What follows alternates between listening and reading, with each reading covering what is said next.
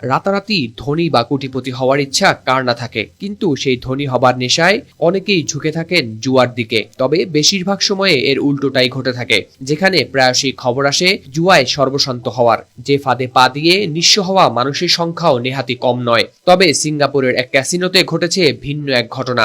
সেখানে জুয়ায় বিপুল অর্থ জেতার পর হার্ট অ্যাটাক করেছেন এক ব্যক্তি। ক্যাসিনোতে প্রতিনিয়ত বাজি ধরার বদঅভ্যাস গড়েছিলেন এই ব্যক্তি। দীর্ঘদিন তিনি বাজি ধরে চললেও তাতে ফল পাচ্ছিলেন না। তবে একদিন ভাগ্য সহায় হওয়ায় মাত্র 1 ঘন্টায় জিতে যান 47 কোটি টাকা, আর তারপরই খুশিতে হয়ে যান অচেতন।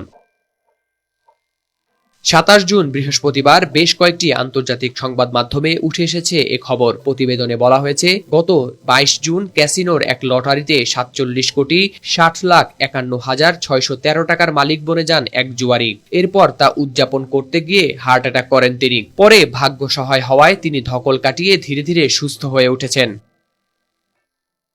চাঞ্চল্যকর এই ঘটনাটি ঘটেছে সিঙ্গাপুরের ম্যারিনা বে স্যান্ডস ক্যাসিনোতে। তবে জ্যাকপট জেতা ওই জুয়ারির নাম পরিচয় প্রকাশ করা হয়নি। লটারিতে এত টাকা জেতার খবরে তিনি আনন্দে আত্মহারা হয়ে পড়েন। ক্যাসিনোর ভিতরেই নাচতে শুরু করেন। তবে তা হয়নি বেশিক্ষণ স্থায়ী। কিছুক্ষণের মধ্যেই বুকে হাত চেপে মাটিতে লুটিয়ে পড়তে দেখা যায় তাকে।